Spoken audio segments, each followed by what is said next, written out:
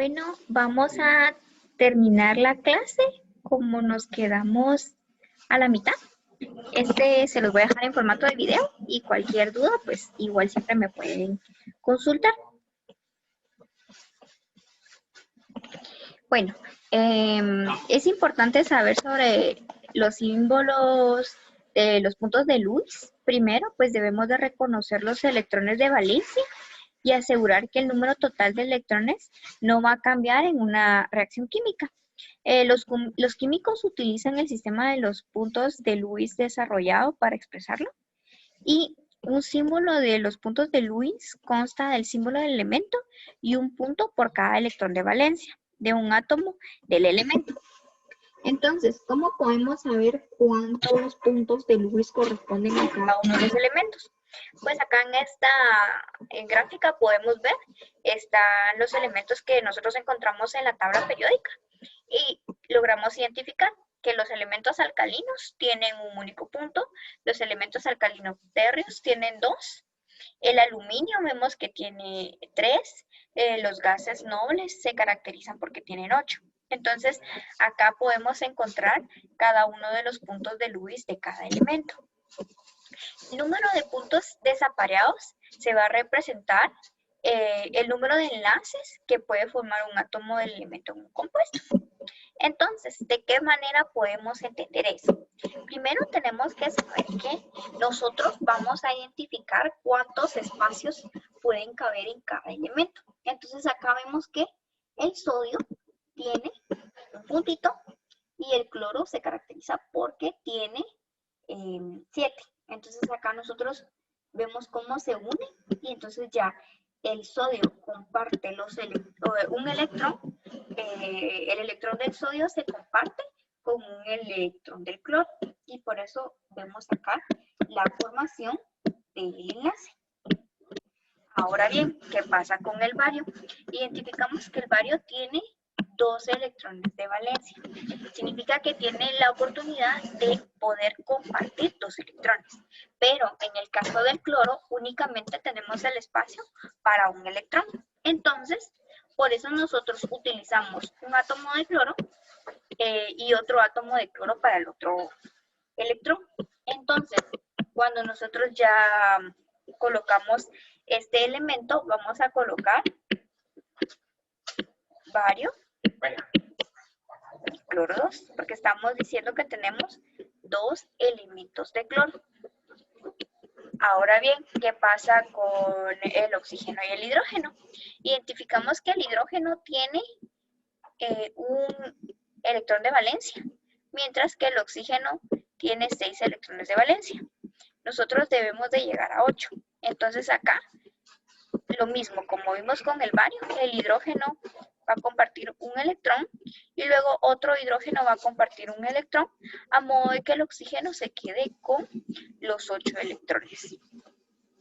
De estos encontramos 2 electrones enlazados y estos de acá van a ser los pares libres. Acá vemos también el sodio y el azufre, pasa lo mismo que con el oxígeno. Acá vemos la combinación del bario y del azufre y acá identificamos que el azufre tiene la capacidad de poder aceptar 2 electrones y como el bario tiene 2 electrones, entonces acá ya no tenemos que hacer lo que hicimos con el cloro, sino que los 2 electrones del bario se van a compartir con el sodio. Y en el caso del aluminio, nosotros identificamos que tiene 3 electrones para compartir, pero el flúor únicamente puede aceptar un electrón. Entonces, para eso necesitamos 3 elementos de flúor para que se pueda compartir. Y nuestra especie nos quedaría de la siguiente forma. Sería aluminio, flúor, 3.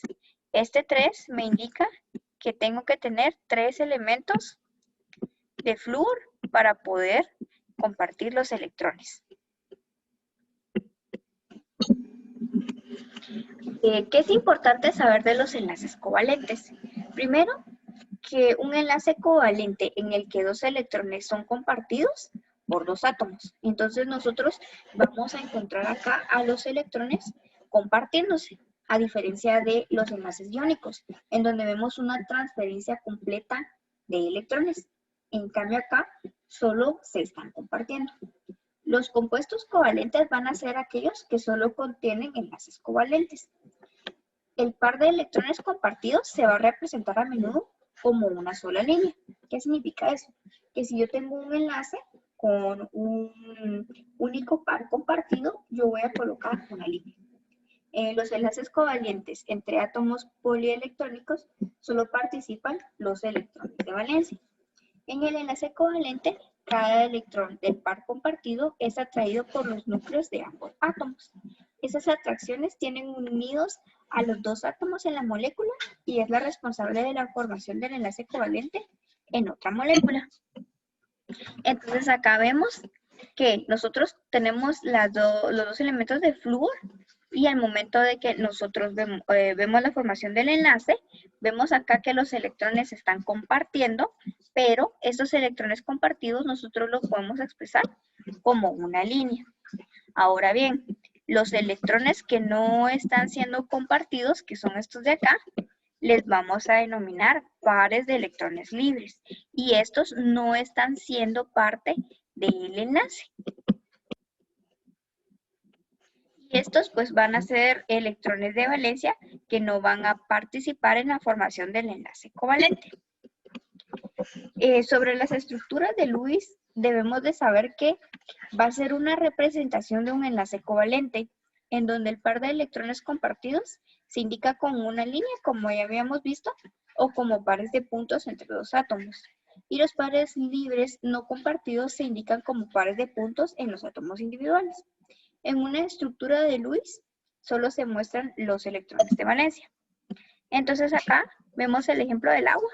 Acá tenemos, primero tenemos que saber que el oxígeno va a tener únicamente 6. ¿Cómo lo sabemos? ¿Se recuerdan que les proyecté la tablita que para saber cuántos puntos de Lewis tiene cada uno? Entonces nosotros tenemos que ir dándonos cuenta cuántos van a tener cada uno de los elementos. Entonces acá vamos a tener 6 y el hidrógeno va a tener 1. Pero acá nosotros ya vemos la interacción que hay entre el oxígeno y el hidrógeno, porque se están compartiendo estos electrones. ¿Y cómo lo vamos a expresar?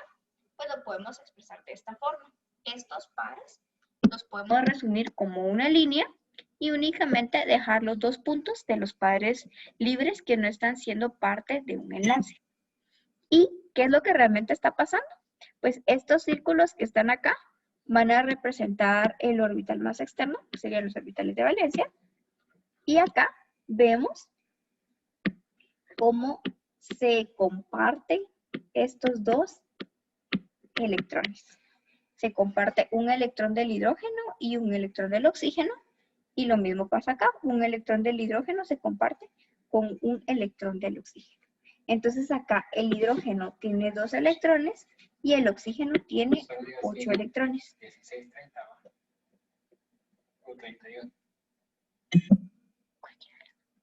Las estructuras de Lewis se van a caracterizar porque cumplen la regla del octeto.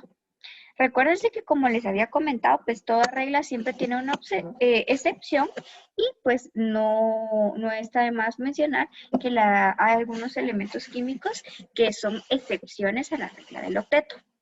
Primero, ¿de qué se trata esta regla del octeto? Pues un átomo diferente del hidrógeno tiene a formar enlaces hasta que se rodea de 8 electrones de valencia.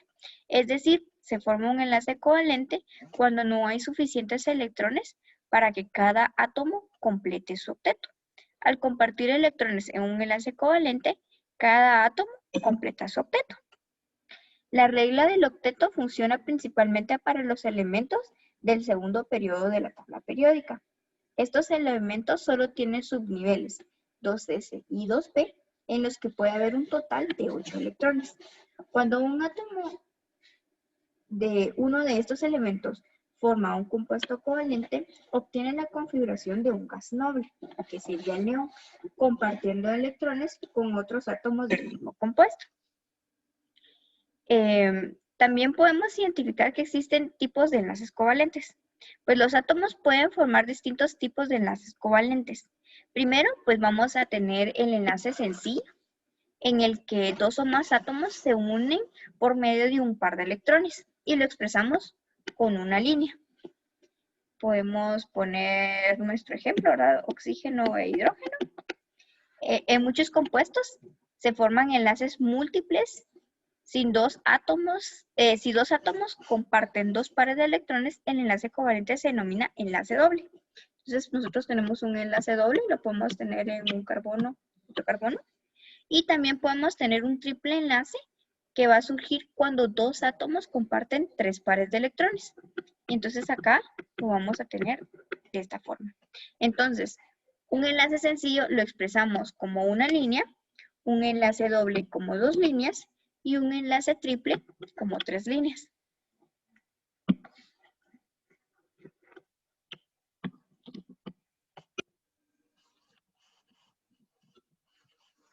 Y ahora bien, podemos ver un ejemplo. ¿Cómo podemos saber cuántos enlaces se forman? Pues nosotros podemos tener nuestra fórmula. Esta acá es nitrógeno sub 2. Entonces vamos a primero dibujar nuestro símbolo, que sería el nitrógeno, y vamos a identificar cuántos electrones tiene el hidrógeno. Y tenemos que saber que tenemos que llegar a 8. Entonces empezamos a contar 1, 2, 3, 4, 5, 6, 7 y 8, ¿sí? Y acá tenemos estos 6 más estos 2 son 8. Entonces acá vemos que el nitrógeno está compartiendo 3 pares y por eso acá encontramos 3 líneas. Es un triple enlace. En el caso del siguiente, que sería carbono 2, hidrógeno 2, nos está diciendo nuestra fórmula que tenemos 2 átomos de carbono y 2 de hidrógeno. Entonces el hidrógeno pues solo puede compartir un electrón con el carbono y acá pues vamos a tener un enlace sencillo. Pero el resto de electrones se van a compartir entre el carbono. Y aquí vamos a tener un triple enlace del carbono. En el caso del CO2, nosotros vamos a tener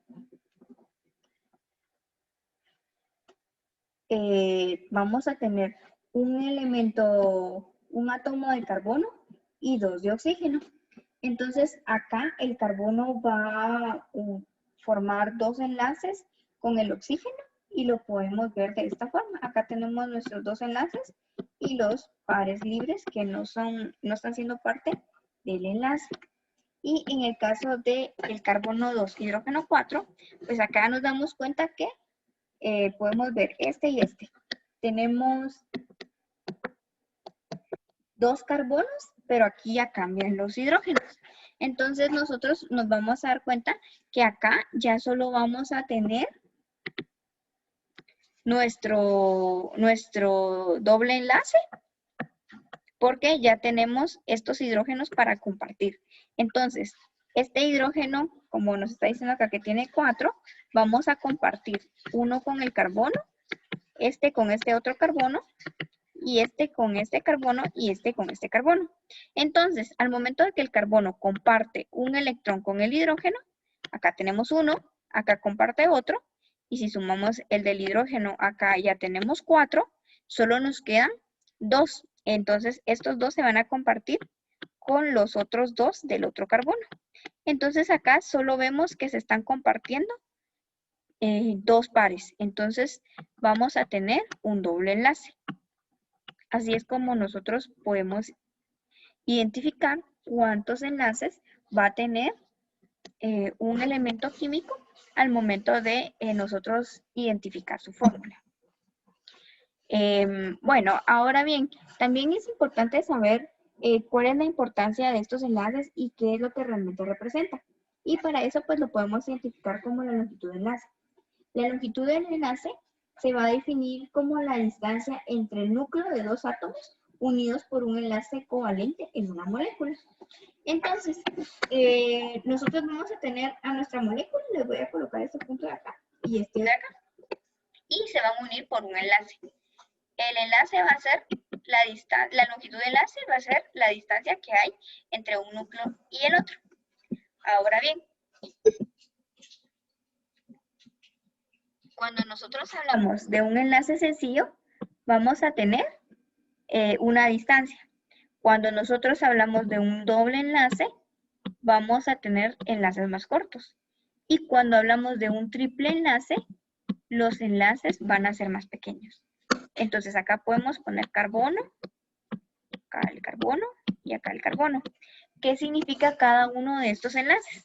Primero, pues el enlace sencillo es más fácil de romper porque no está tan fuertemente, por decirlo algo, no está jalando tan fuertemente. Mientras que un enlace doble, pues ya tenemos una doble, ya es como que estuviéramos ahí sí que agarrándonos con dos cuerditas. Y con un enlace triple, pues tenemos muchísima más atracción. Entonces, es como que tuviéramos tres cuerditas, ¿verdad? Entonces, no es lo mismo tener, agarrarse de una cuerda que agarrarse de dos o que agarrarse de tres.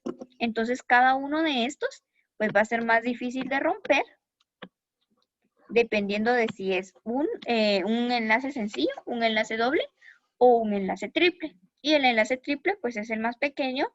El enlace doble es más grande que el triple, pero más pequeño que un enlace sencillo. También tenemos que tener presente cuáles van a ser las fuerzas de atracción. Y vamos a identificar que tenemos fuerzas de atracción para enlaces covalentes y tenemos fuerzas de atracción, en este caso son fuerzas electrostáticas para los enlaces covalentes. Entonces, pues las fuerzas de atracción va a ser la fuerza con que opera entre las moléculas que se unen, que se van a denominar fuerzas intermoleculares. Y estas van a figurar en los enlaces covalentes. ¿Qué significa eso? Que nosotros cuando tenemos enlaces covalentes vamos a tener un compuesto, pero ese compuesto se puede unir a otros compuestos por estas fuerzas de atracción que pueden ser débiles. Y son estas de acá que nosotros vemos.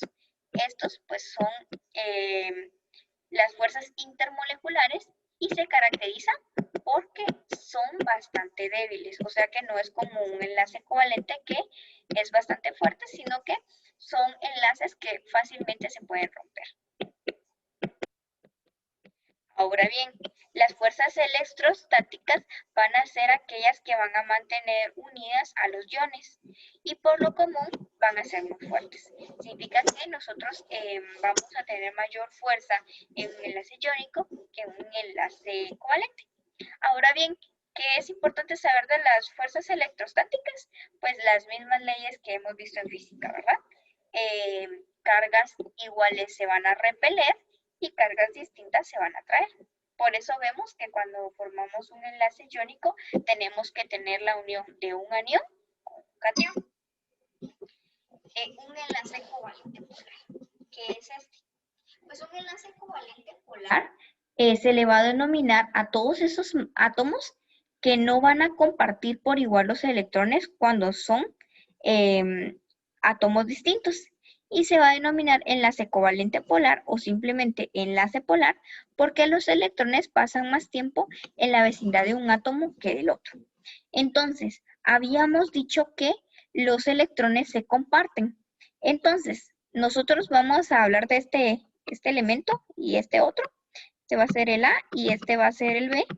Entonces, los electrones de A van a, un electrón de A pues se va a compartir con un electrón de B, pero al momento de que se comparte el electrón va a tener un circuito de esta forma. Va a pasar de un elemento al otro porque se está compartiendo. Sin embargo, cuando nosotros hablamos de un enlace covalente polar, tenemos que saber que existe cuando estamos uniendo dos elementos diferentes, vamos a tener un elemento con mayor fuerza de atracción para esos electrones que el otro. Entonces, este electrón que nosotros tenemos acá, que va pasando en este circuito, va a durar más tiempo en esta órbita que en la del vecino. Entonces, nosotros a eso le vamos a llamar un enlace covalente polar. Si nos damos cuenta, dura más tiempo el electrón en uno que en el otro.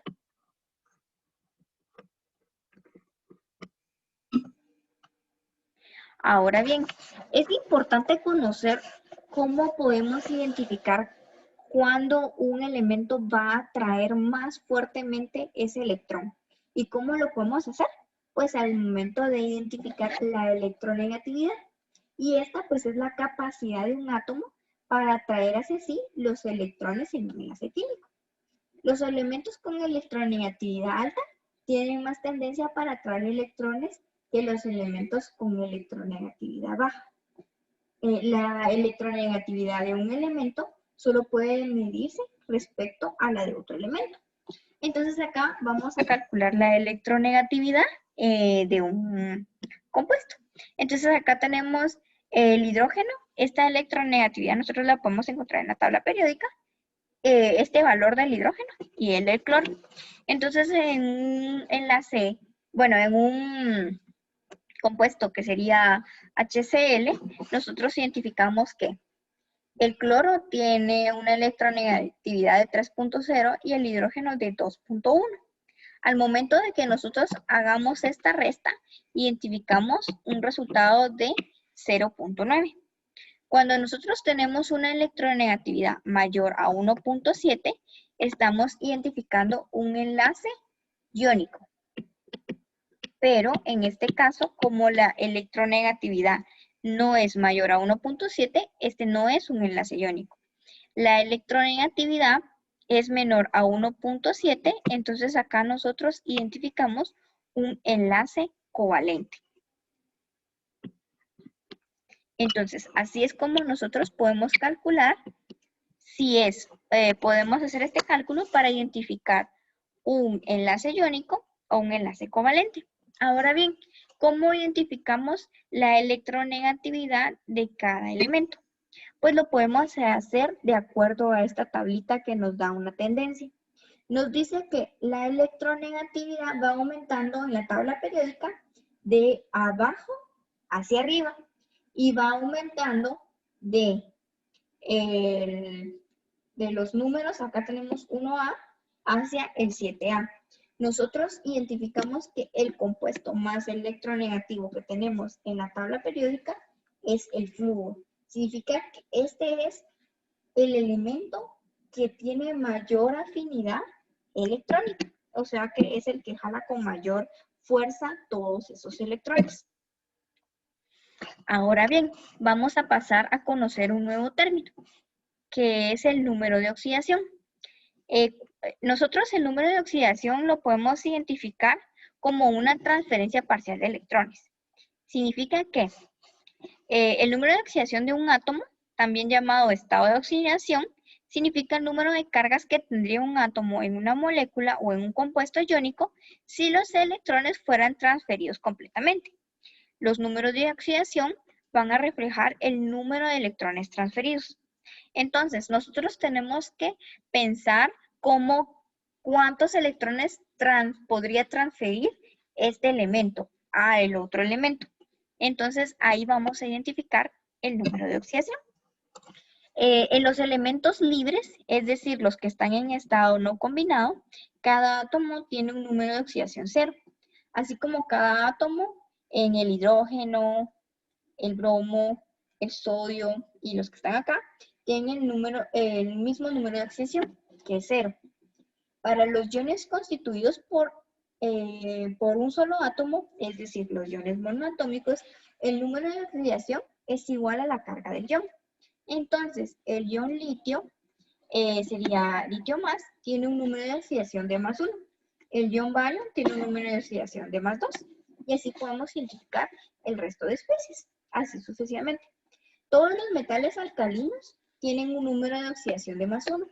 Y todos los metales alcalinos tiernos tienen un número de oxidación de más 2 en sus compuestos.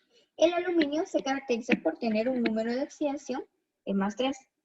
El número de oxidación del oxígeno normalmente es de menos 2, pero algunas veces puede actuar como menos 1 cuando estamos hablando de el peróxido de hidrógeno o los peróxidos. El número de oxidación del hidrógeno normalmente es de más 1, pero lo podemos encontrar también como menos 1 cuando se enlaza con el litio, con el sodio, con el calcio, para formar los hidruros.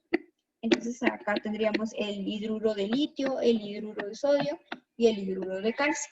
Entonces, dependiendo de cómo vaya a actuar, nosotros podemos identificar qué número de oxidación va a tener cada elemento. El flúor tiene un número de oxidación de -1 en todos sus compuestos. Y el resto de halógenos, como el cloro, el bromo y el yodo, van a tener números de oxidación negativos cuando se encuentran como iones halogenuro en los compuestos. Cuando están combinados con el oxígeno, por ejemplo, en un oxidáceo o un oxianión, tienen número de oxidación positivo. En una molécula neutra, la suma de los números de oxidación de todos los átomos debe ser 0. Y en un ion poliatómico, la suma de los números de oxidación de todos los elementos debe ser igual a la carga neta del ion. Por ejemplo, en el ion amonio, identificamos acá que tenemos nitrógeno, oxígeno, nitrógeno, hidrógeno y un signo positivo. Primero, el número de oxidación del nitrógeno es de 3, es de -3. Y el número de oxidación del hidrógeno es de +1.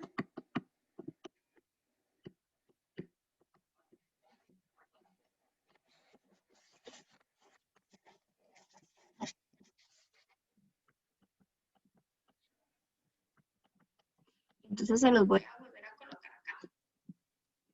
Entonces, el número de oxidación del nitrógeno es de -3 y el del hidrógeno es de +1. Entonces, por lo tanto, la suma de los números de oxidación debe ser igual a la carga del ion. La carga del ion es de +1. Entonces, nosotros lo que vamos a hacer es que vamos a tener -3 más 4. Vamos a tener, recordemos que signos iguales se suman y signos diferentes se restan. Entonces, en este caso, nos queda +1, que es igual a la carga neta del ion. Los números de oxidación no tienen que ser enteros.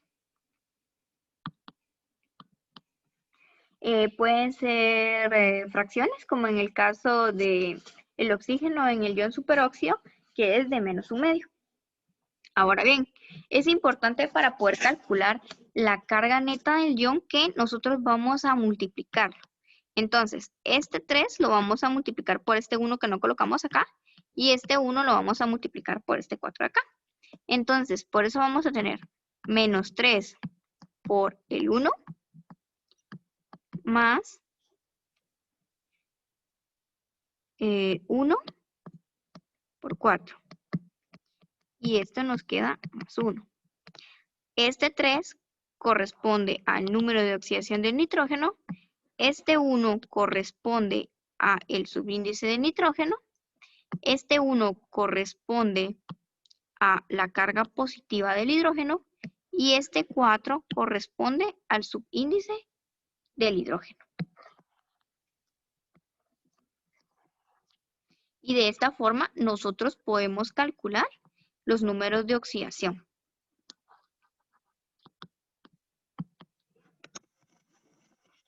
Ahora bien, ¿qué pasa con los números de oxidación? Los números de oxidación nosotros los podemos encontrar en la tabla periódica. Y acá está lo que les había mencionado. El hidrógeno pues puede tener una carga de +1 o de -1. Los metales alcalinos normalmente tienen +1. Los metales alcalinos tercios de +2. Y luego encontramos el aluminio con +3. Y así vamos viendo cada uno de los elementos qué números de oxidación o cuáles son los números de oxidación con los que ellos pueden actuar. Y esto pues también lo vimos en clase, ¿verdad? Cuando les dije que vieran su tabla periódica para que ustedes desde ya identifiquen los números de oxidación en la tabla periódica. Los elementos metálicos solo tienen números de oxidación positivo, mientras que los elementos no metálicos pueden tener números de oxidación, tanto positivos o negativos. El máximo número de oxidación que puede tener un elemento de los grupos 1A al 7A es el número de su grupo en la tabla periódica. Entonces, estos ejercicios se los voy a dejar para que ustedes los hagan en casa. Y luego de eso, pues, el día de la clase vamos a resolverlos y los vamos a explicar. Entonces, ustedes intenten hacerlo, pero de todas formas nosotros lo vamos a resolver en clase para que nos quede claro cómo calcular los números de oxidación de cada uno de ellos. Acá está la pequeña tarea que les dije. Esta es la primera parte. Todavía no la tienen que entregar, sino que la van a entregar con la segunda parte, que pues es la que vamos a ver el siguiente sábado, donde nosotros vamos a ver la nomenclatura de los elementos químicos. Entonces acá pues es lo que vimos el día sábado, ¿verdad? Cuando algo es isoelectrónico, tenemos que encontrar cuáles son los valores que nos están indicando acá. Debemos de investigar cuáles son los diferentes tipos de enlaces débiles que existen y describir cada uno de ellos. Recuérdense que lo importante es que ustedes pues se apropien de ese conocimiento y a la hora de describirlo pues que lo puedan describir en unas 5 líneas. Acá les dejo estos 3 videos para que terminen de entender el tema. Si en dado caso todavía tienen alguna duda, pues me pueden consultar. Y estos videos les van a servir de mucha utilidad para que ustedes pues terminen de afianzarse de estos contenidos. Y acá les dejo también las respuestas de la primera parte de la tarea para que ustedes pues practiquen en su casa y luego revisen para ver si coinciden con lo que yo les coloqué acá.